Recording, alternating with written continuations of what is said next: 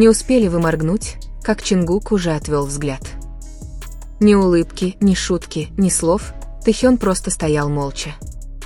То, что произошло в Японии, не должно было стать достоянием общественности, но фанаты это заметили. И то, что вы сейчас увидите, заставило ARMY плакать по всему миру. Зал в Токио был залит светом. Тысячи ARMY ликовали, размахивая фиолетовыми светящимися палочками, снова и снова выкрикивая их имена. Чингук, Тэхён. Все вокруг было теплым, пока не стало теплым. Когда Тэхён вышел поприветствовать толпу, его улыбка была мягкой, а глаза сияли, как всегда. Он слегка повернул голову, инстинктивно ища Чингука, того, кто всегда встречал его взгляд первым. Но на этот раз Чингук не оглянулся. Он смотрел в пол. Его челюсть напряглась. Пальцы медленно сжались в ладони, и Тэхён это заметил. Улыбка на лице Тэхёна померкла на мгновение, но фанаты это заметили. Камеры это запечатлели. Экраны по всей арене приблизили изображение этой едва заметной трещины в его выражении лица. Тэхён моргнул один раз, два. Затем он снова выдавил улыбку, но что-то уже изменилось. Тишина, которая причиняла боль. Когда участники собрались в ряд, чтобы высказаться, настроение стало странно тяжелым. Чимин нервно рассмеялся. Хобби попытался разрядить обстановку. Намджун несколько раз взглянул на Чингука, но тот молчал. Он держал микрофон приглушенным. Его взгляд полностью избегал взгляда Тэхёна. Тем временем Тэхён стоял совершенно неподвижно, руки за спиной, плечи прямые, но пальцы постоянно теребили, скручивая ткань куртки. Фанаты начали перешептываться в интернете. Почему Чингук не смотрит на Тэхёна? Что-то случилось за кулисами? Это ощущается по-другому. Что-то не так, и все это чувствуют. Что именно, фанаты еще не знали. За кулисами воздух был холоднее. Аплодисменты снаружи больше не доносились до них. Тэхён наконец повернулся к Чингуку, его голос был тихим. «Я что-то сделал не так?» Чингук тяжело сглотнул. Он открыл рот, а затем снова закрыл его. «Мне просто нужна минута», – прошептал он. И впервые за долгое время он ушел, оставив Тэхёна стоять там растерянным, обиженным и совершенно одиноким в коридоре, наполненном эхом криков фанатов, выкрикивающих их имена. Видеоролик, ставший вирусным. Через несколько минут в социальных сетях появился короткий ролик. Всего 5 секунд. Чингук опустил взгляд, Тэхён взглянул на него, а затем отвел взгляд. Но эти 5 секунд взорвали интернет. Чингук не мог смотреть на Тэхёна. Взгляд Тэхёна изменился. Что случилось в Японии? Миллионы фанатов пересматривали это видео. Скриншоты заполонили ленты новостей. Комментарии были полны плачущих смайликов и разбитых сердец. Никто еще не знал причины. Но все знали, что что-то сломалось. Чингук стоял один на тихой лестничной площадке за сценой. Его руки дрожали. Он прислонил лоб к холодной стене, медленно дыша, пытаясь успокоить бурю в груди. Ликование снаружи звучало отстраненно, словно из другого мира. В кармане завибрировал телефон. Сообщение, которое он еще не открыл. То самое сообщение, которое преследовало его с самого утра. Наконец он разблокировал экран. Неизвестный номер. Если ты заботишься о Тэхёне, держись от него подальше сегодня. У Чингука перехватило дыхание. Пришло еще одно сообщение. Один неверный шаг, один неверный взгляд, и это станет достоянием общественности. Достоянием общественности? Чингук точно знал, что это значит. Обещание, которое он пытался сдержать. Ранее в тот день в гостиничном номере Тэхён сидел на краю кровати, тихо напевая и завязывая шнурки. Чингук молча наблюдал за ним. «Привет», — улыбнулся Тэхён, поднимая взгляд. «Ты в порядке?» «Ты молчал все утро». Чингук выдавил из себя легкую улыбку. Да, просто устал. Он хотел ему сказать. Он хотел сказать все. Но воспоминания о сообщениях жгли ему голову. Если он заговорит, если подойдет слишком близко, если оступится, Тэхён может пострадать. Поэтому Чингук сделал единственное, что, как ему казалось, могло его защитить. Он молчал. Взгляд, сломивший Тэхёна. Вернувшись на сцену, Тэхён попытался еще раз. Он слегка наклонился ближе, шепча себе под нос: «Я тебя расстроил?» Чингук замер. На долю секунды его взгляд поднялся. Они почти встретились. Почти. Но потом он вспомнил слова «держись от него сегодня подальше». И он снова опустил взгляд. И это крошечное движение разрушило все. Тэхён медленно выпрямился. Его губы сжались в тонкую линию. Он кивнул один раз, не потому что понял, а потому что не хотел плакать перед тысячами фанатов. Когда шоу закончилось, Тэхён не стал ждать. Он ускользнул первым. Никаких шуток, никаких объятий, никаких игривых поддразниваний, только тихие шаги по коридору. Чингук заметил это слишком поздно. Он побежал за ним, но остановился, когда увидел, что спина Тэхёна скрывается за углом. Чингук сжал кулак. «Прости», – прошептал он в пустоту. «Я делаю это, чтобы защитить тебя». В ту ночь хэштеги начали набирать популярность по всему миру. Решетка «Что случилось в Японии?» Решетка Чингуки Тэхён. Решетка Тэхён выглядел убитым сердцем. Видеоролики замедляли. Обводили скриншоты. Посыпались комментарии. Его глаза изменились. Это не игра. Что-то действительно не так. И где-то в тихом гостиничном номере Тэхён сидел один, пролистывая те же самые видео, пытаясь понять, почему человек, который всегда смотрел на него первым, теперь не может смотреть на него вообще. Чингук не мог уснуть. В номере было темно, но экран его телефона продолжал освещать его лицо. Пришло еще одно сообщение. Неизвестный номер. Ты все еще заботишься. Это опасно. Пальцы Чингука зависли над экраном. «Чингук, кто ты?» Ответ пришел почти мгновенно. Неизвестный номер. Кто-то, кто знает, что случилось прошлой зимой. Его сердце сжалось. Прошлая зима. Сезон, когда все чуть не пошло не так. Сезон, о котором знала лишь горстка людей. Чингук наконец напечатал: «Чингук, чего ты хочешь?» Появились 3 точки. Затем дистанцирование. Держи его подальше от себя, иначе правда станет достоянием общественности. В другой комнате Тэхён сидел на полу рядом со своей кроватью. Он не переоделся из сценического костюма. Он продолжал прокручивать один и тот же 5-секундный ролик. Чингук смотрел вниз, избегая его. У него болела грудь, и он не мог объяснить, как именно.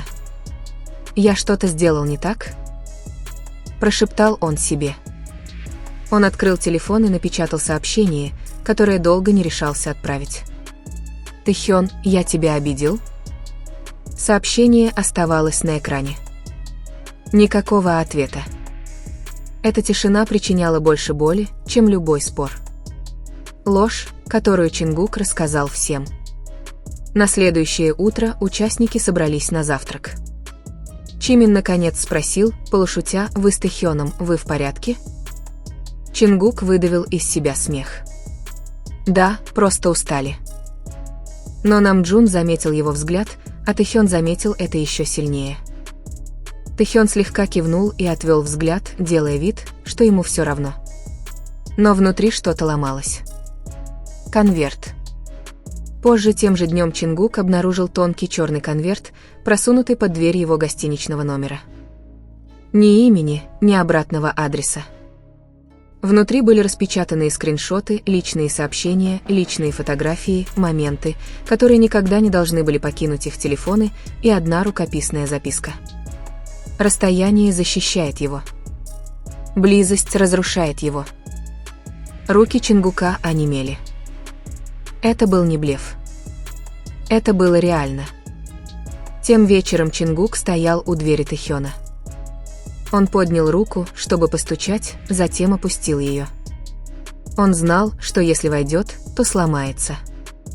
Он скажет правду, и правда поставит Тэхёна в опасность. Поэтому он отступил назад, отвернулся и пошел по коридору один. Дверь Тэхёна осталась закрытой, неоткрытой, без ответа. Фанаты чувствуют это расстояние. На следующем выступлении в Японии это расстояние было очевидным. Никаких игривых взглядов, никакого общего смеха, никаких тихих толчков плечами. Фанаты это чувствовали. Комментарии сыпались как из рога изобилия.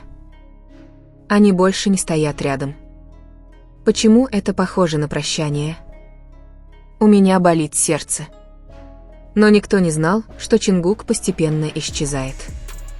Просто чтобы защитить Тэхёна. Тэхён услышал правду не от Чингука. Он услышал ее от сотрудника. Это произошло случайно в тихом уголке коридора, когда двое подумали, что он уже прошел мимо. «Чингук ведет себя странно из-за этих угроз», – прошептал один. «Да, кто-то пытается его контролировать. Это из-за Тэхёна». Тэхён остановился. Его сердце замерло. «Угроза в мой адрес», – подумал он. Его пальцы медленно сжались в рукаве. Значит, дело было не в усталости Чингука. Дело было не в раздражении. Это был страх. Страх за него. Послание, которое, наконец, отправил Тэхён. В ту ночь Тэхён сидел на кровати дрожащими руками. Он печатал, удалял, снова печатал, а затем, наконец, отправил: «Тэхён, если тебе больно из-за меня, пожалуйста, не защищай меня», отталкивая. «Я лучше встречусь совсем вместе с тобой». 3 точки появились, потом исчезли, потом снова появились. Чингук не ответил. Чингук разрыдался. Чингук прочитал сообщение на лестничной площадке. Его зрение затуманилось. Он сполз по стене и прикрыл рот рукой, чтобы не издать ни звука. Он хотел подбежать к Тэхёну. Он хотел обнять его и сказать все, но телефон снова завибрировал. Неизвестный номер. «Осторожно. Ты слишком эмоционален». Затем последовала фотография. Фотография Тэхёна, входящего в отель ранее тем вечером. Кровь Чингука застыла в жилах. За ними наблюдали. На следующий день во время репетиции Чимин наконец встал перед ним. Не улыбаясь, не шутя, просто честно. «Тебе что-то угрожает?» Тихо спросил он. Чингук замер. На мгновение он чуть было не кивнул. Почти рассказал ему все, но потом вспомнил про конверт, скриншоты, фотографию. Он сглотнул. «Нет», — тихо солгал он. Глаза Тэхёна заблестели. «Хорошо», — это единственное слово прозвучало как прощание. В ту ночь над Токио лил дождь. Тэхён стоял на балконе, позволяя холодным каплям касаться его кожи. Он прошептал в ветер: «Я просто хотел понять». В другой комнате Чингук смотрел на тот же дождь сквозь стекло. 2 комнаты, один и тот же отель, одна и та же буря, но расстояние, которое казалось непреодолимым. Телефон Чингука завибрировал в 2 часа 17 минут утра. Одно единственное сообщение. Никаких угроз, никаких загадок, просто имя, известный номер. «Ты меня знаешь». Под ним фотография, знакомое лицо многолетней давности, кто-то, кто когда-то был рядом, кто-то, кому когда-то доверяли, кто-то, кого тихо исключили из их круга после личного инцидента, о котором никому не разрешалось говорить. Руки Чингука похолодели. «Значит, это был ты», – прошептал он. Встреча. На следующий вечер Чингук согласился встретиться в тихом кафе недалеко от отеля, спрятанном на узкой улочке. Ни фанатов, ни камер. Мужчина сел напротив него, спокойно улыбаясь. «Ты хорошо держишься на расстоянии», тихо сказал он. Тэхён выглядит растерянным, но в то же время спокойным. Чингук сжал челюсти. «Что ты от меня хочешь?» Мужчина наклонился вперед. Ничего, кроме тишины и дистанции. Тэхён подслушал. Тэхён не собирался следовать за ним. Просто у него было предчувствие, тихий голос в груди, который говорил ему, что происходит что-то важное, что-то о нем. Когда он увидел Чингука, сидящего в кафе с незнакомцем, его шаг замедлился. Он не вошел. Он стоял прямо у открытого окна и слышал все. «О Тэхёне», — сказал мужчина. У Тэхёна перехватило дыхание. Его имя. И снова правда наконец дошла до него. Тэхён медленно отступил назад, сердце бешено колотилось. Вот почему тишина, дистанция, то, как Чингук не смотрел ему в глаза. Не потому, что ему было все равно, а потому, что ему было слишком не все равно. Слезы навернулись на глаза Тэхёна. Он защищал меня. Выбор. В ту ночь Тэхён не плакал. Он не писал сообщений. Он направился прямо к двери Чингука. Постучал один раз, Чингук открыл ее, глаза усталые, сердце беззащитное. «Я знаю», — тихо сказал Тэхён. «Я знаю, почему ты отталкивал меня». Лицо Чингука побледнело. «Ты не должен был узнать». Тэхён покачал головой. «Ты не можешь защищать меня, причиняя себе боль».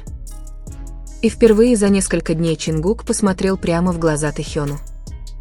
Путь 2 против бури. Они молча сидели на краю кровати. Затем Чингук наконец заговорил. «Они наблюдают. Они угрожают, и я боялся, что они причинят тебе боль». Тэхён нежно взял его за руку. «Тогда мы встретим это вместе». Дыхание Чингука перехватило. «Ты не боишься?» Тэхён грустно улыбнулся. Так и было, пока я не понял, что уже проигрываю.